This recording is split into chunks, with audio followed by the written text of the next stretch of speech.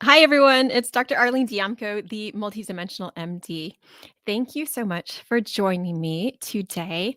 I was talking to Corinne Casey earlier this morning. We have another podcast, Edgar Casey's Creating Calm Parenting with Mind, Body, Spirit.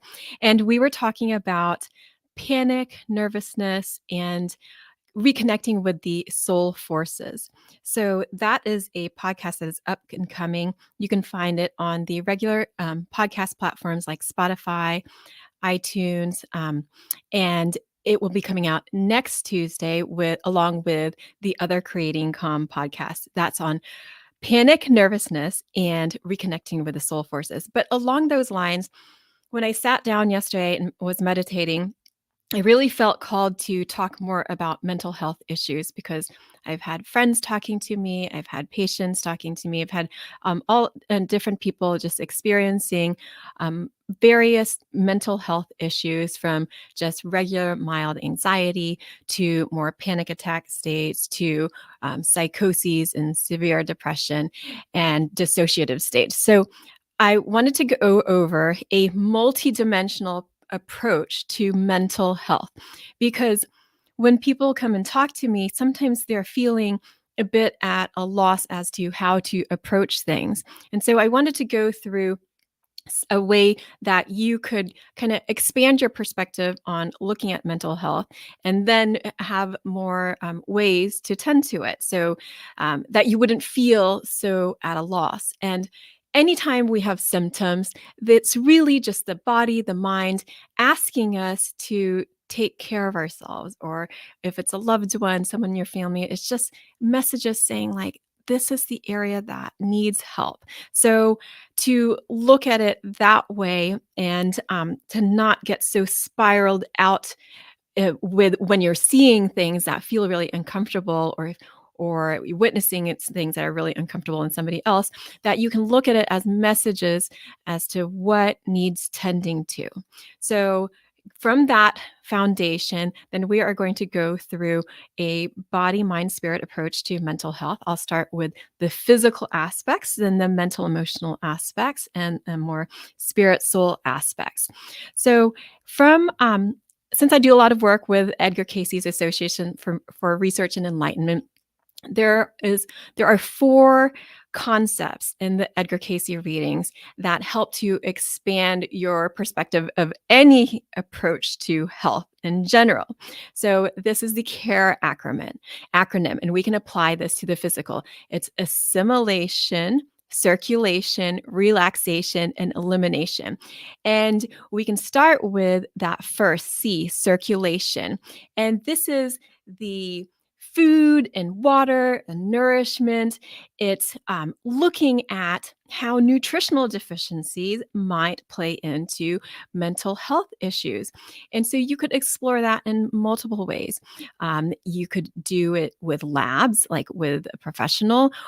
There are so many common nutritional deficiencies, including vitamin D, zinc, magnesium, B vitamins, omega 3s, or like whole groups of nutrients like antioxidants in general. So this will affect our energy levels. This is going to affect the way that our brain works. It can contribute to short circuits, or what I call these mental thought loops that keep us stuck in a certain way that we are feeling.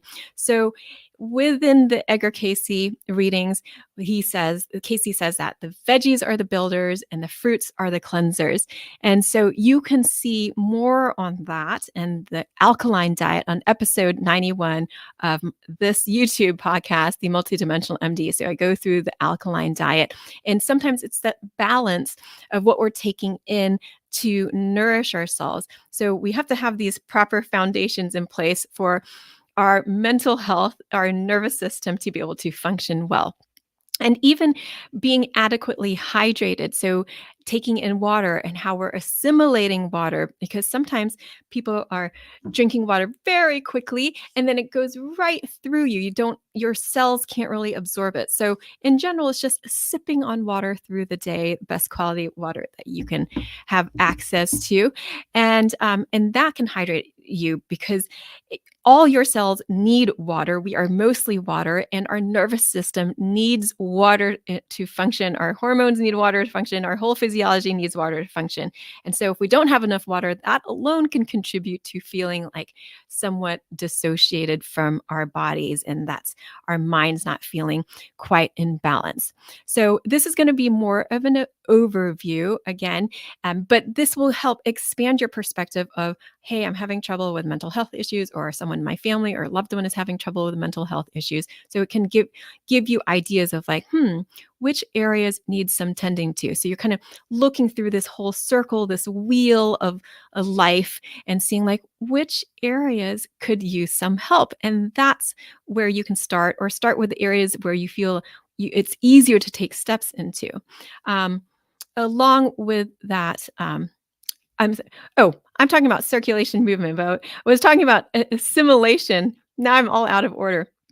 So that was assimilation of nutrients, and also taking in enough sunlight. So we need energy from the light from the sun, and that is another thing to consider.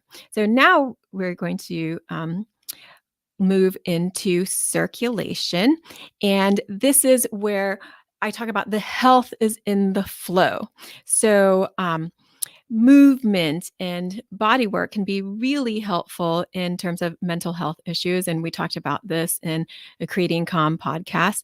So sometimes you might notice that when you're not feeling as balanced and in terms of your mental health, it's actually harder to move and be physically coordinated, because when the nervous system is unbalanced, then there can be like these subtle signs of being ungrounded, and we need the circulation to nourish everything. So we need those arteries to bring nutrients. We need the veins to help us detoxify. We need the lymph system to help drain inflammation. We need the cerebral spinal fluid flow to be able to bathe all the nerves, and so that the nervous system can function well. So, if you aren't getting movement in your life, then this would be another consideration. So, yoga, Tai Chi, or just going on walks, um, considering like any kind of body work from massage to osteopathic care. And we can help to get the flow reestablished in areas that are stuck. So, then that leads us to rest and relaxation. And it's about just considering, because sometimes I see people and they just keep telling me, how tired they are. And and when we start to break it down, it's like if we just look like, do you have enough rest or relaxation time? And those are slightly different. So rest or sleep. Um, just considering how many hours of sleep that you're getting. So, if you aren't getting like a good 8 hours of sleep, then to try to incrementally increase the amount of sleep that you're getting. But then throughout your day, you also need some quiet time to be able to tend to yourself, to be able to go inward and to tend to your body, to your mind, to your spirit. So, to be able to access that quiet time. And I see kids like sometimes, depending on their constitution, their personality, some people need more quiet time than other people. So if you are a person that needs more quiet time, then to be able to have regular access to that. So it's building it into your day, creating a space that you can access that, and to have some consistency in that.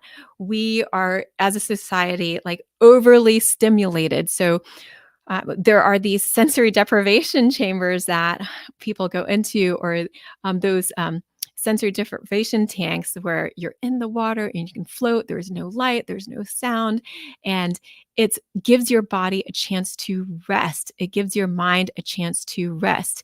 And because again, we are overstimulated, so sometimes we need that quiet to be able to tune into our soul forces. And it's sometimes we can be so used to that noise, but that we become afraid of ourselves, or afraid of the intensity of our thoughts, feelings, and experiences. And we rely on that noise as a distraction from ourselves, our true selves, and being able to connect with our light essences. And hold on one second, my daughter is like texting me right now.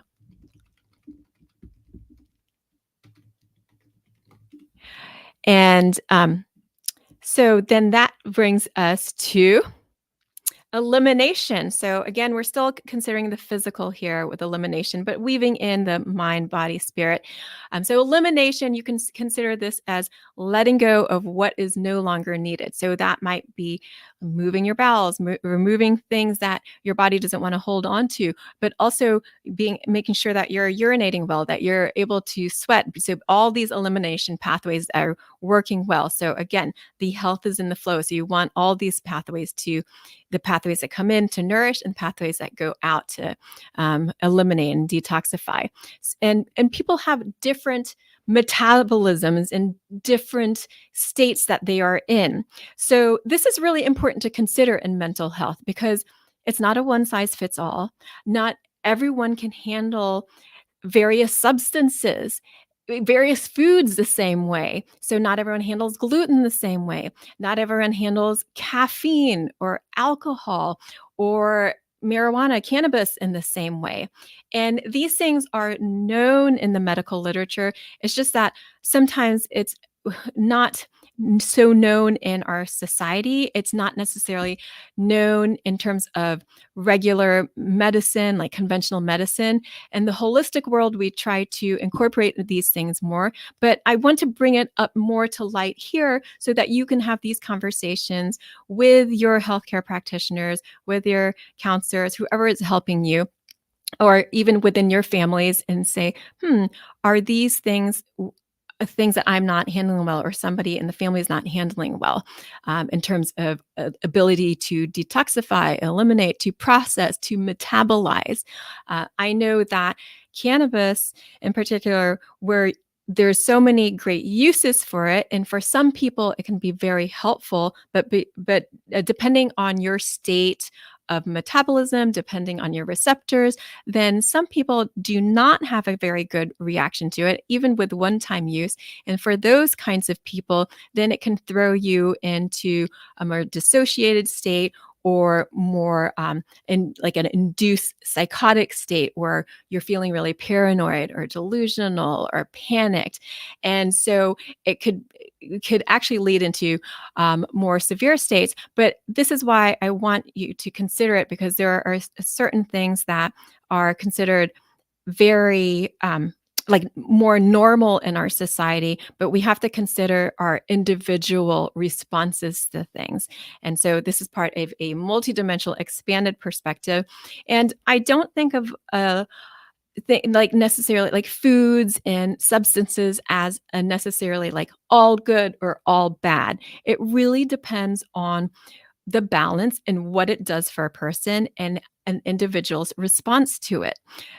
Just like if we think about like the caffeine or the alcohol, those things are not all good or all bad. In our society, we tend to try to polarize things and make them that, and that can lead to more imbalance than balance. So I want you to consider all these different factors and consider your own state, your own essence, your own metabolism, and then all these factors to see how you might respond to things.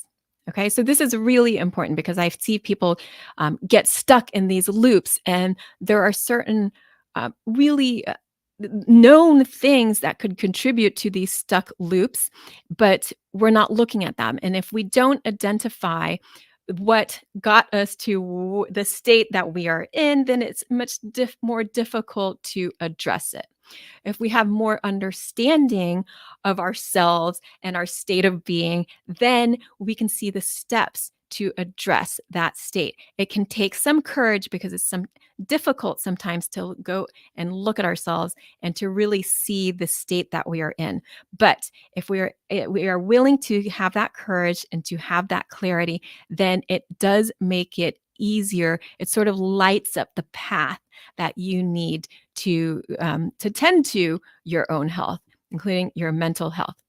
So we can also look at the mental emotional layers in this CARE acronym: the circulation, assimilation, relaxation, elimination.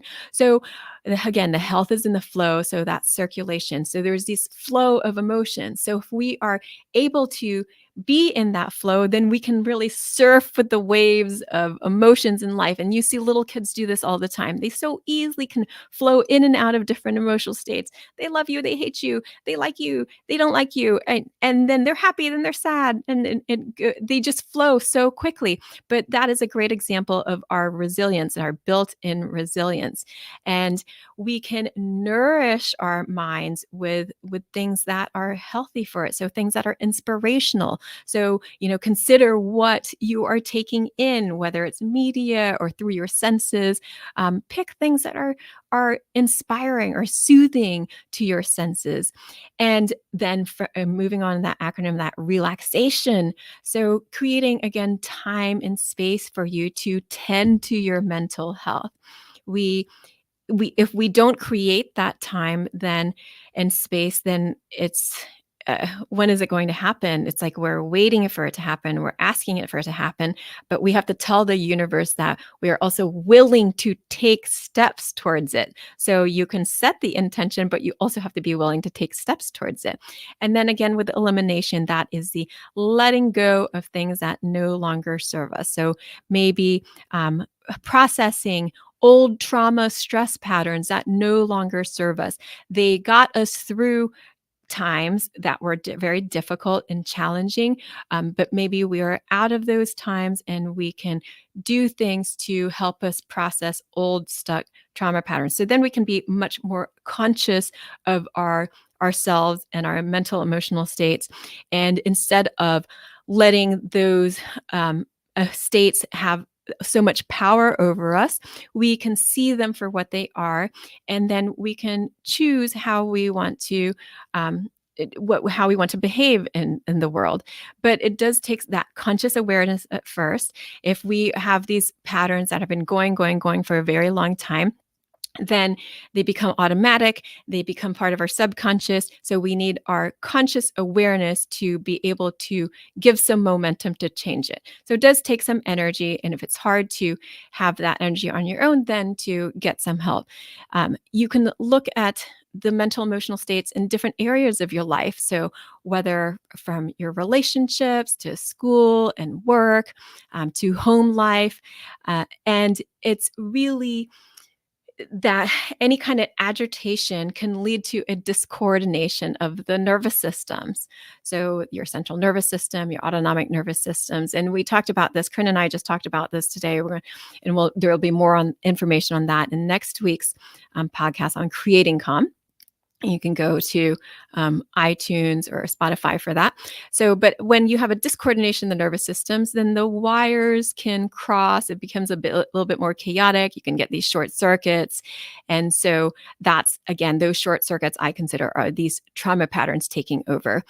So if your mind is looping, or if you can't stop thinking about something, if you can't stop being angry about something, if you just find yourself like stuck in a certain thought emotional loop, then that means that something is not quite coordinated. We need some integration into our system, our mind, body, and our nervous system. So you can get that through movement. You can get that through body work, through osteopathy, through the trauma release exercises classes that we teach here, through mindfulness, meditation, breath work. So if there is anything that I've mentioned that you haven't explored yet, and it has to do with you sort of feel like there's something in terms of your mental health that piece is missing, then see if you can take steps to explore those areas. We could take any one of these concepts and topics and really go into them in much more depth. But this is more of an overview to help you.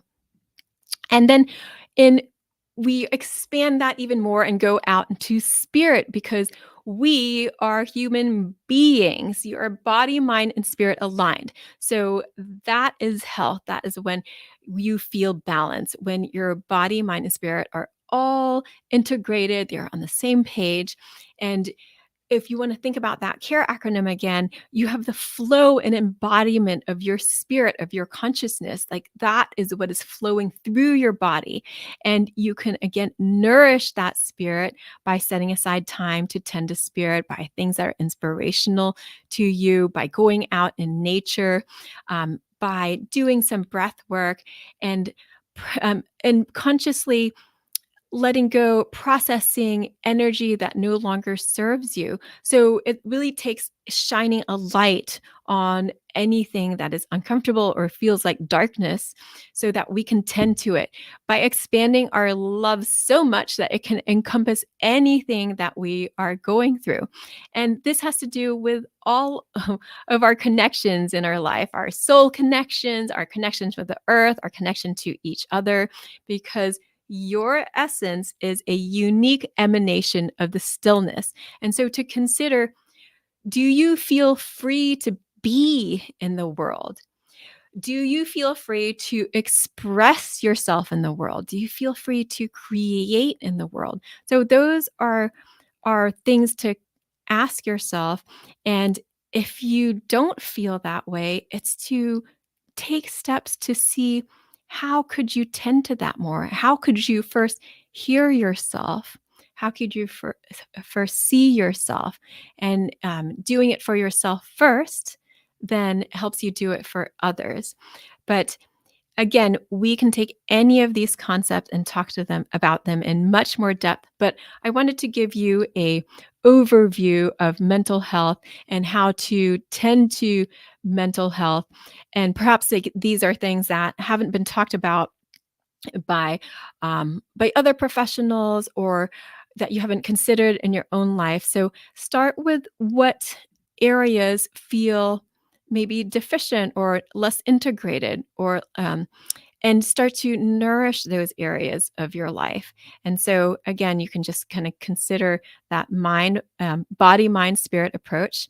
And with that circulation, assimilation, relaxation, and elimination, and see how that might apply in different areas of your life, from your body to your mind to your spirit.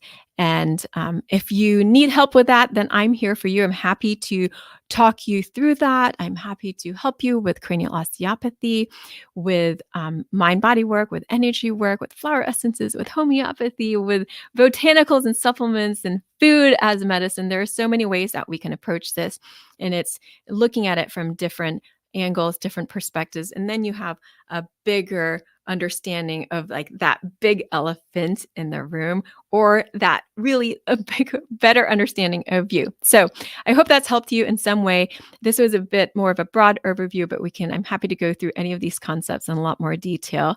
And if you have any questions or comments, then please feel free to leave them in the comments below. Please like or subscribe. And you can always connect with me on Instagram at All Worlds Health, Facebook, All Worlds Health and Pediatrics, or on my website, allworldshealth.com. I send out an e-love letter once a week on Wednesdays. So lots of love to all of you, and I will see you next week on Wednesday, sometime in the middle of the day, since the timing has been a bit off, but it's usually between 11 a.m. and noon. So take care. I believe in you. So I hope that you believe in you too.